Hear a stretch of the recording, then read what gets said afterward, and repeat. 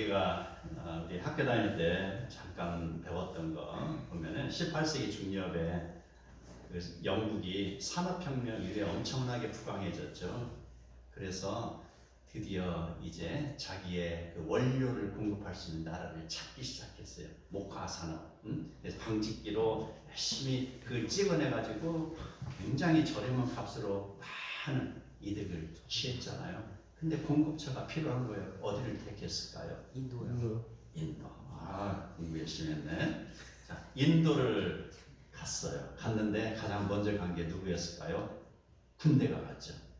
군대가 가서 삽시간 인도를 점령했죠. 그 다음에 두 번째 누가 갔을까요? 바로 군대 다음에 사업가들이 갔겠죠. 그 다음에 누가 갔겠어요? 선교사들이 갔어요.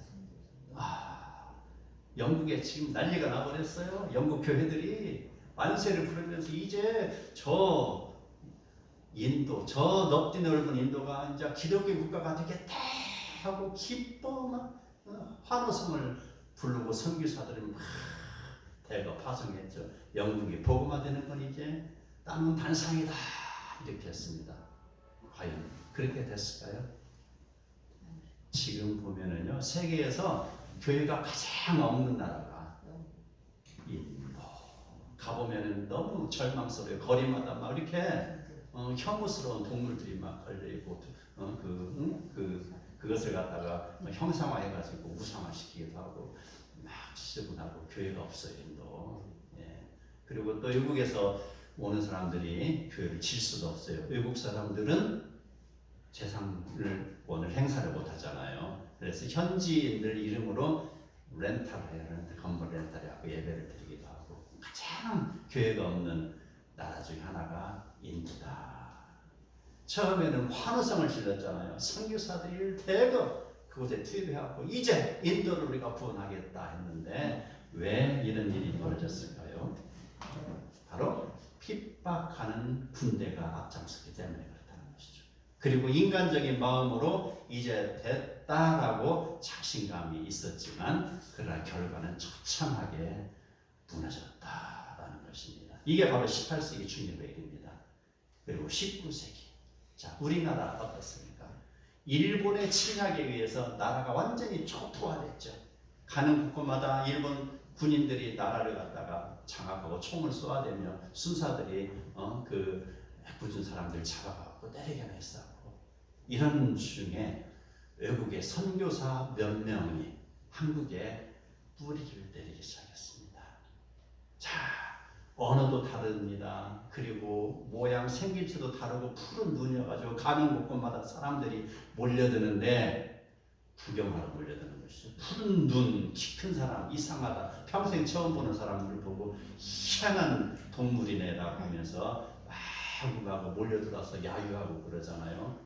몰려들었는데 정작 예수 믿는 사람들이 없었잖아요. 그럴 때 한 사람, 두 사람 아낙네들부터 예수 믿기 시작하고 그들이 교회를 이루고 눈물로 기도를 하기 시작한 것이죠. 아버지, 이 나라를 불쌍히 여겨주세요. 이 나라를 일본의 그런 압제에서 건져주세요. 눈물로 기도를 하고 있었어요. 자, 그런데 성령의 역사가 어떻게 되느냐. 자, 의병들이 일본 군인들에 쫓겨 다니고 있었잖아요. 그런데 선교사가 운영하는 교회는 치외 법권 지역이에요. 그래서 일본인 군인들이 그 교회를 들어갈 수가 없어요. 그렇다면은 쫓기는 의병들이 어디로 가겠어요? 피신을 하기 위해서 교회로 가겠죠. 어때요? 싫어서 가요? 좋아서 가요? 싫으나 좋으나 교회를 가게 되는 것이죠. 그래서 교회에 거기에 피신해서 있다 보니 선교사님들과 함께 따뜻한 밥을 나누고 말씀을 나누고 기도하고 이러면서 그 의병들이 수많은 의병들이 바로 하나님을 영접하게 된 거예요. 그래서 의병이라고 하면 지식인들이잖아요. 삽시간에 우리나라의 복음이 퍼지기 시작하는 거예요. 아마 이런 것은 이야기하는 사람 거의 없을 거예요. 제가 현대문학을 공부하다 보니까 책에서 이걸 발견한 거예요. 바로 성령의 역사라는 것입니다. 하나님이 환경을 통해서 역사하시고 이 나라를 하나님께서 사랑하시기 때문에 바로 이런 눈물에 기도하는 그 아낙네들의 기도 소리와 또 그 의병들의 그 변화되는 모습, 것들 이런 것을 통해서 점차로 이 나라가 바로 기독교의 뿌리를 내리게 됐잖아요. 아멘. 뿌리를 내리고 바로 기독교가 번창하게 됐죠. 이게 바로 하나님의 은혜라는 것입니다. 나의 힘, 바로 영국에 있던 사람들은 자기 자신들의 힘으로 이제는 됐다라고 이야기했을 때 그것은 되지 않았잖아요. 그러나 나의 힘으로는 할 수 없습니다. 오직 하나님께서 해주셔야 됩니다. 라고 눈물의 간구를 했던 그 기도소리를 들으시고 성령이 역사하셔서 이 나라의 복음이 널리 전파되는 것. 이거는 인간의 한계를 뛰어넘는 상황을 우리는 보게 되는 것입니다. 오늘 읽은 말씀이 바로 천사가 스가랴에게 보여주는 5번째 환상에 대한 내용입니다. 자, 환상을 보여주고 천사가 스가랴에게 묻습니다. 4장 2절에 나오죠.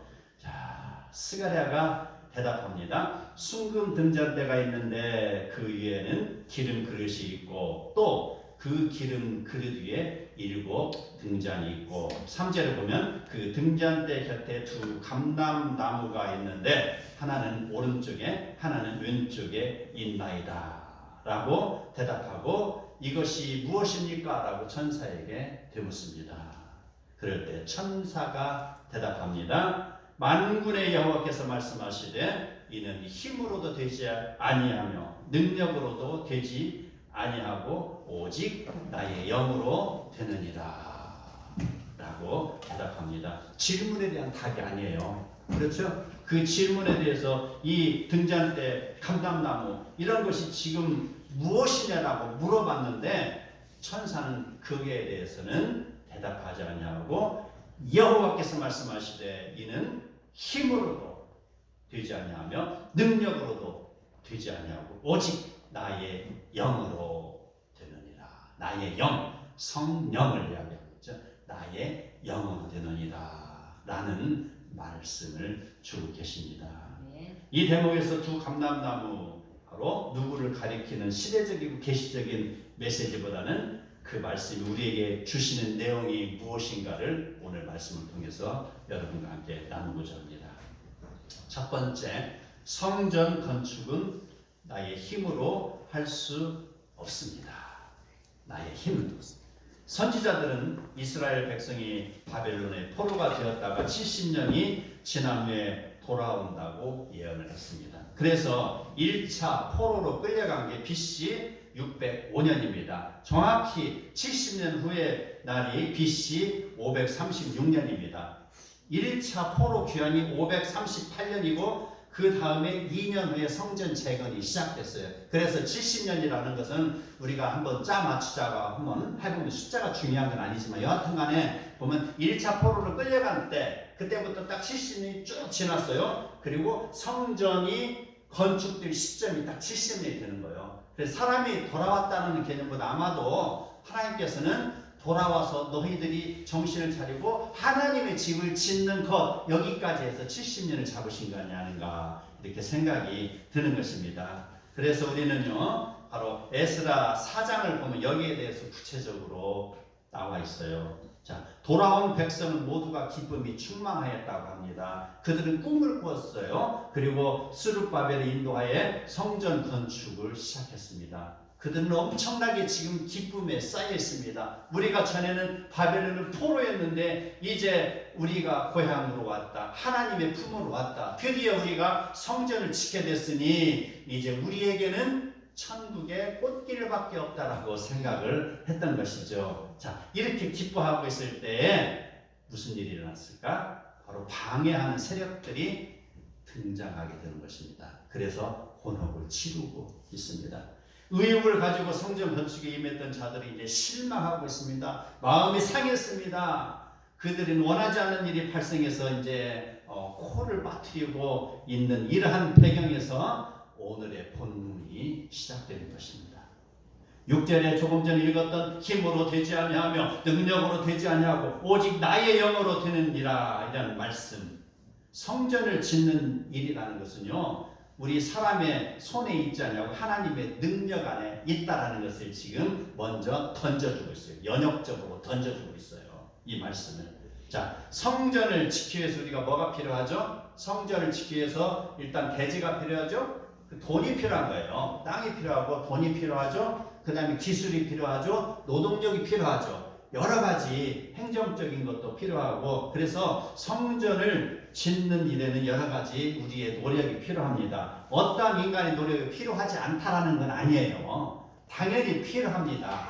당연히 필요하지만 바로 인간이 할 수 있는 어떠한 내용으로도 충분하지 않다는 걸 여기에서 이야기하는 거예요. 자, 하나님의 역사는 인간의 손을 통해서 이루어지지 않은 게 거의 없죠. 다 사람을 손을 통해서 이루어지게 하셨잖아요. 자, 그 이후에 하나님의 능력이 임하는 것입니다. 가나안 땅을 정복한 게 바로 이스라엘 군대의 힘이었습니까?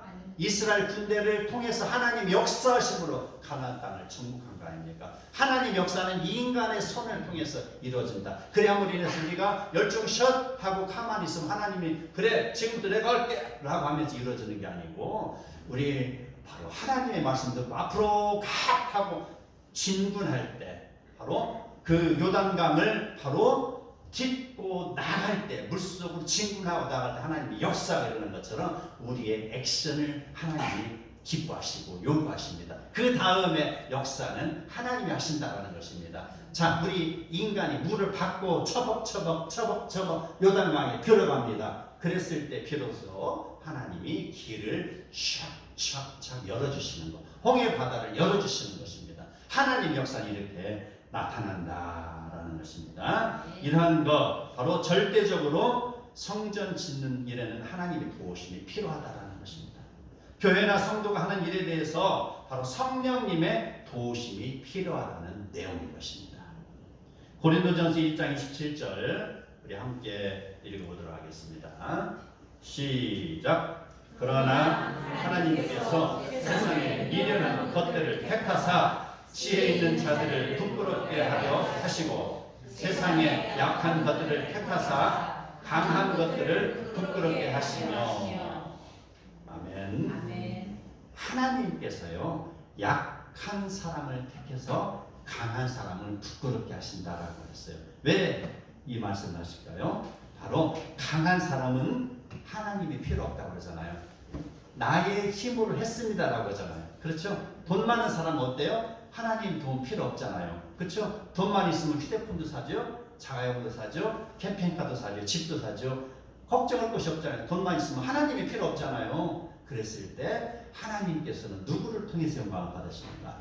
하나님이 아니면 나는 살 수 없어요 라고 눈물 콧물 찍찍 흘리면서 기도하는 사람을 통해서 하나님이 일을 행하시는 것, 바로 그 말씀이라는 거예요. 바로 하나님은 바로 약한 사람의 그런 손을 들어주십니다. 기도하는 자의 손을 들어주시는 것입니다. 그래서 이런 사람을 통해서 바로 그들의 고백, 하나님의 은혜였습니다 라는 그런 고백을 듣기 원하시는 것이다, 이 말입니다. 그래서 약한 자를 들어서 강한 자를 부끄럽게 하시는 하나님이시죠. 우리가요, 하나님 앞에 거하며 하나님을 의지하면 하나님께서 우리의 일을 해주시는 것이죠. 우리 지난주에 집사 임명식이 있었죠. 집사 되기 위해서 1대1 제자행을 우리 교회는 합니다. 그냥 대충 그러니까 사람 갖다 이리 앉히고 저리 앉히고 이게 아니에요. 우리 교회 개척한 지 얼마 안 됐지만은요, 한 사람 한 사람을 정말 예수 그리스도의 제자로 삼는 교회입니다. 1대1 제자 양육을 정말 잘했어요. 그 바쁜 중에도 꼭 와서 그걸 하고 집사 임명까지 받았는데요. 자, 3권부터 시작되는 단원마다 키 그림이 있어요. 키 그림이 있고, 거기 보면은요, 바로 그리스도의 사람이 어떤 사람인가에 대해서 설명하고 있어요. 바로 내 자신이 내 마음의 중심에서 내려오고 내 마음의 중심에 예수 그리스도를 모셔드리는 것. 그럼 예수 그리스도가 나의 삶을 주관하시기 때문에 나의 삶은 하나님의 계획과 일치한 풍성한 삶을 누린다. 이게 신앙의 기본입니다. 바로 이러한 것들, 약한 자, 약한 나에게 바로 하나님의 복음이 들어옴으로 인하여서 내 안에 하나님이 들어와서 역사하시는 것, 이것을 오늘 말씀하고 있는 것입니다. 아멘. 두 번째, 산을 무너뜨려 평지를 만드시는 하나님을 바라봐야 할 것입니다. 출애굽기 14장에 보면은요, 하나님은 전차를 앞세워서 달려오던 애굽의 군대를 홍해 바다에 수장시켰습니다. 그 기구만장하고 전차, 말을 타고 뒤에 전차가 끌려오죠. 말을 뒤에 얼마나 기구만장합니까? 거기다 깃발을 들고 손을 들면서 가자, 기다려, 우리가 간다. 너 이스라엘 백성들 기다려, 우리가 지금 가고 있다. 착착착착 가잖아요. 막 먼지가 막 그냥 태산같이 일어나면서 그 전차 부대, 몇백의 전차 부대가 지금 달려오고 있잖아요. 그 산 같은데, 그게 산입니다. 거대한 산. 이스라엘 백성은 그 산을 넘을 수가 없어요. 그 전차 부대의 힘을 넘을 수가 없어요. 그랬을 때 어때요? 산을 무너뜨려 평지를 만드신 하나님이 그 전차 부대를 어디에 수장시키셨어요? 홍해 바다에 수장시켰어요. 이스라엘 백성이 다 건너고 이제 그 전차 부대가 홍해 바다 가운데 있을 때 하나님께서는 그 권능의 역사를 베푸신 것이죠. 그래서 그 옆에 그 물들이 벽처럼 쌓여있던 것이 그걸 다 풀었으니까 그 물이 어떻게 됐어요? 쫙 하고 다시 모여드는 것이잖아요. 산을 무너뜨리는 것입니다. 그뿐이겠습니까? 여리고성이 얼마나 견고합니까? 성벽 두께가요 한 이 정도 돼요. 저기 창문가에 한 학자들이 보면 4.5m, 5m 된다고 해요. 우리 가보니까 실제 그렇게 되더라고요. 그 두꺼운 돌로 쌓은 성벽을 어떻게 했어요? 하나님께서는 백성의 함성 소리와 더불어서 그걸 무너뜨린 것입니다. 높은 산을, 바로 견고한 성을 하나님께서는 평지로 만드신다. 이런 하나님이시다라는 것. 바로 6절에 나오는 큰 산은 바로 사람의 힘으로 해결할 수 없는 상황을 말하고 있습니다. 우리의 힘으로 어찌할 수 없는 상황에 처하면 우리는 낙심하지 말고 하나님을 의지해야 될 것입니다. 아멘. 당시 성전 건축을 방해하는 세력들이 있었습니다. 그들은요, 페르시아 관리들에게 이스라엘 사람들을 고소했습니다. 그리고 그들에게 뇌물을 뿌려가면서 이스라엘 성전을, 바로 성전 건축하는 것을 방해하고 중단시키게 하였습니다. 에스라 4장 24절에 보면은 이렇게 나와요. 이에 예루살렘에서 하나님의 성전 공사가 바사왕 다리오 제2년까지 중단됩니다. 바로 방해하는 세력들이 바로 높은 산이라는 것이요. 높은 산. 그 사람들이 끊임없이 방해하고 결국은 성전 건축을 중단하기까지 이르게 되었지만, 그 높은 산을 평지로 만드신 하나님 어떻게 하셨는가 봅시다. 그러나 하나님께서 역사하시면은 성전 재건은 한치의 오차도 없이 성취되는 것입니다. 스가랴 5장 2절에 보면 성전 건축이 다시 시작되었다. 하나님의 능력이 여기에서 일어나는 것입니다. 이 상황을 통해서 우리는 나의 힘으로 할 수 없고 나의 능력으로 할 수 없는 그런 상황이지만 오직 하나님께서 함께해 주시는 것을 발견하게 되는 것입니다. 그 하나님께서는 후히 주시기도 합니다. 주시는데 그냥 주시는 게 아니라 후히 주시는 하나님이시죠. 스가랴 6장 8절에 보면은, 에스라서입니다. 스가랴가 아니라 에스라서 6장 8절에 보면은 이렇게 나옵니다. 다리오 왕으로 하여금 조서를 내리게 합니다. 그리고 관리들로 하여금 바로 나라의 세금 거두어 드린 걸 사용해서 예루살렘 성전의 건축 필요한 자금을 제공하라라고 했습니다. 바로 주시는 하나님이 조금 주시는 게 아니라 후히 주시는 하나님이요. 그 페르시아 제국에서 거둬들인 세금을 관리들로 하여금 네 세금의 일부를 예루살렘 성전 짓는 것에 네가 제공해라고 명령을 내리는 것이죠. 얼마 전에는 그 관리들이 성전 건축을 중지시켰죠. 그러나 이제는 어떻게 됐습니까? 하나님의 역사심이 다리오 왕을 통하여서 관리들에게 전달됐죠. 그래서 그 관리들이, 방해하던 관리들이 이제는 돕는 손길이 되었다라고. 그래서 에스라 6장 5절에 보면 마침내 성전 건축을 하며 일이 끝났다, 완공을 했다라는 것. 높은 산이 평지가 됐습니다. 방해하는 세력들이 다 무너져 없어지고 이제 도움의 세력들이 돼서 평탄케 되었다. 이걸 볼 때요, 우리는 하나님의 방법은 바로 신묘막측하십니다. 인간의 생각으로 할 수 없는 방법으로 일을 이루시는 하나님이신 줄 우리가 믿으시기 바랍니다. 네. 누가복음 2장 34절 함께 읽도록 하겠습니다. 누가복음 2장 34절. PPT가 안 되는가 봐요. 함께 찾아보셔요. 네, 누가복음 2장 찾으셨어요? 나왔어요? 2장 34절 함께 읽겠습니다. 시작. 시므온이 그들에게 축복하고 그의 어머니 마리아에게 말하여 이르되 보라 이는 이스라엘 중 많은 사람을 퇴하거나 흥하게 하며 비방을 받는 표적이 되기 위하여 체험을 받았고. 아멘. 시므온입니다. 할아버지예요. 그 할아버지가 그 어린 예수님의 아기 예수를 지금 품고 있었어요. 내가 평생 내가 죽기 전에 이 예수님을 한번 만나보는 게 꿈이었는데 만났습니다. 그리고 여기에서 시므온이 바로 옆에 있는 사람을 축복하고 이야기합니다. 마리아에게 말하여 이르되 보라 이는 이스라엘 중 많은 사람을 패하거나 흥하게 하며 비방을 받는 표적이 되기 위하여 세움을 받았다라고 했습니다. 패하거나 흥하게 한다라고 했어요.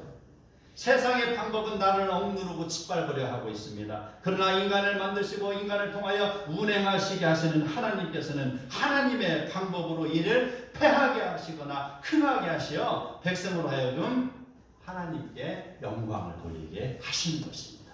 아멘. 에레미야 33장에 보면 2절에 이렇게 나와요. 이를 행하시는 여호와, 그가 만들어 성취하시는 여호와, 그의 이름을 여호와라 하는 이가 이와 같이 이르시도다.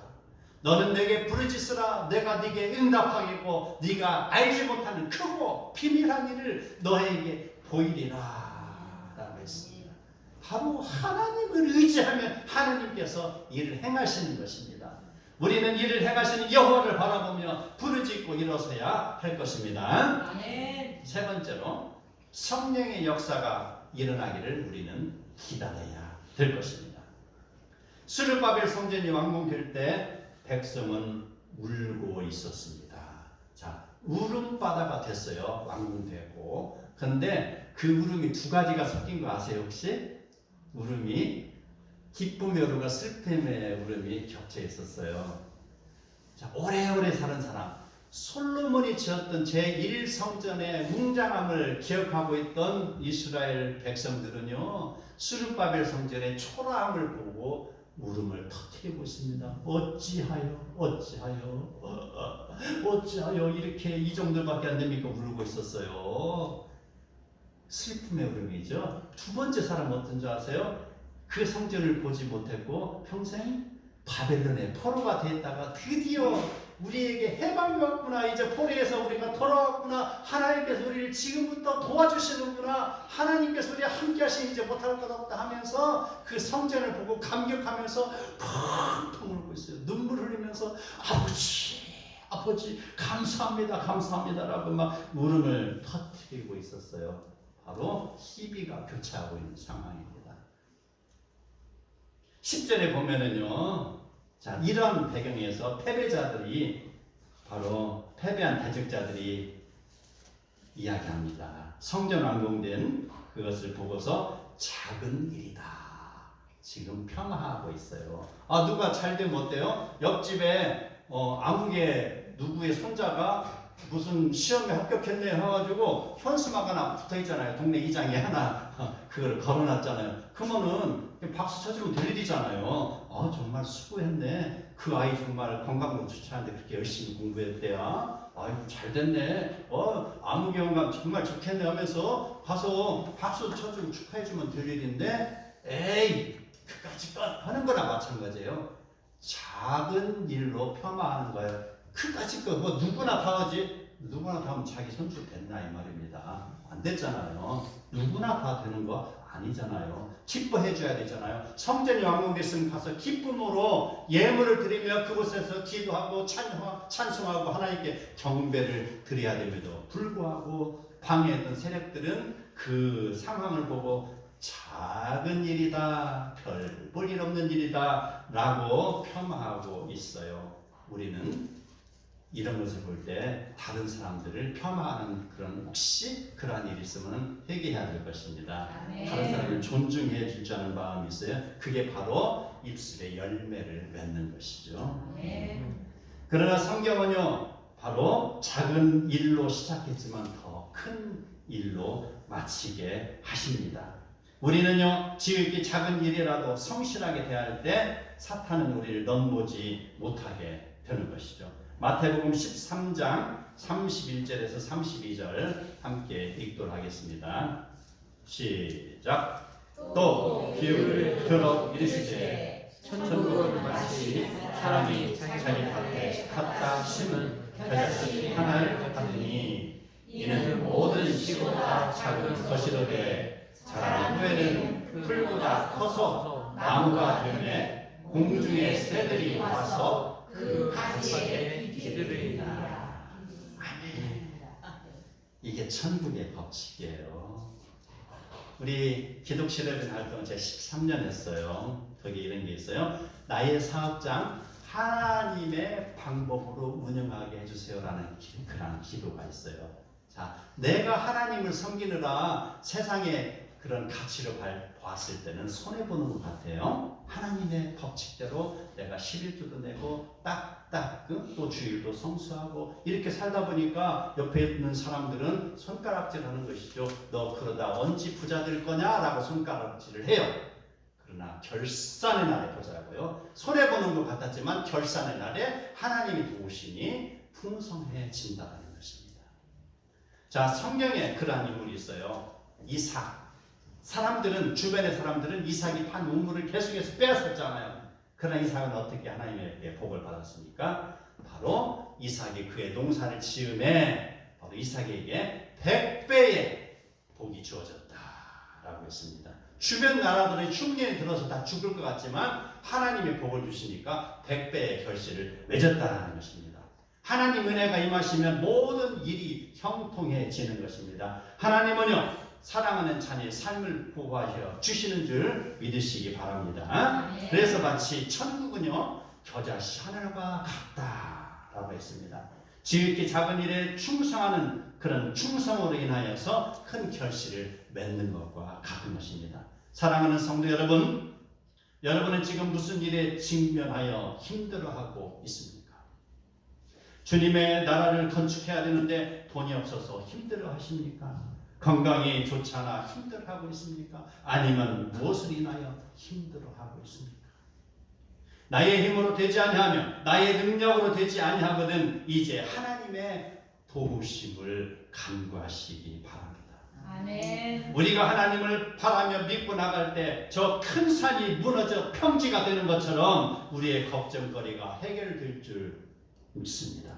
아멘. 포로에서 돌아온 이스라엘 백성이 방해하는 세력들로 인하여 힘들어하였던 것처럼 예수님이 유대인들에 의하여 죽임을 당했을 때에 제 아들은 모두 유대인이 두려워서 피신하고 있었습니다. 그런 때 120명의 그런 제자들이 바로 마가의 다락방에 모여서 기도하였습니다. 그랬을 때 주의 성령이 임한 것입니다. 수많은 군중이 그걸 인하여서 편안했습니다. 성령이 임하니 그곳에서 역사가 터져나는 것입니다. 그랬을 때 성령이 임하니 베드로가 예루살렘 땅에서 설교할 때 3,000명이 회개하고 돌아오는 능력이 일어난 것입니다. 성령이 임하니 사람이 변하게 됐습니다. 예수를 핍박하고 예수 믿는 사람을 그런 잡아들이기 위해서 달려갔던 그 사울이라는 청년에게 성령이 임하니 그가 변하였습니다. 그래서 이전에 기독교를 핍박했던 그 청년이 이제 예수 그리스도의 제자가 되어서 이방 땅으로 가서 복음을 전했습니다. 자기의 생명을 아끼지 않으면서 로마에 가서 그가 복음을 전하였을 때 로마가 300년 후에 기독교 국가가 된 것 아닙니까? 그 복음이 유럽으로 올라갔습니다. 독일로 올라갔습니다. 영국으로 올라갔습니다. 미국으로 건너갔습니다. 다시 한국으로 지금 와고 한국이 번성하고 지금 끊임없이 선교사를 파송하는 나라가 되지 아니하였느냐 이 말입니다. 불러도 움직이지 않는 저 목석과도 같이 저 죽어가는 영혼들을 우리는 바라보고 있습니다. 아무리 외쳐도 변화되지 않는 저 백성들.